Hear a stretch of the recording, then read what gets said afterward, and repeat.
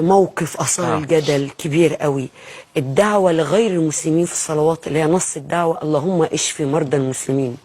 خطب الجمعة هذه يعني إمام يصعد المنبر واللهم اشفي مرضى المسلمين. ليه؟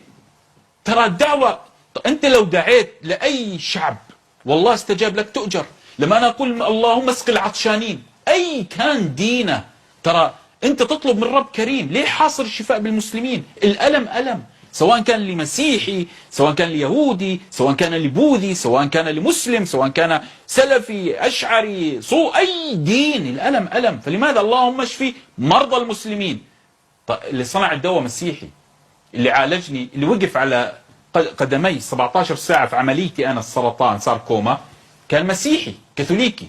اللي أشرفت على عمليتي وبقيت تتابعها كانت مسيحية من فلوريدا. فأنا تخيل يعني أرضى عليها الألم ولا أرضى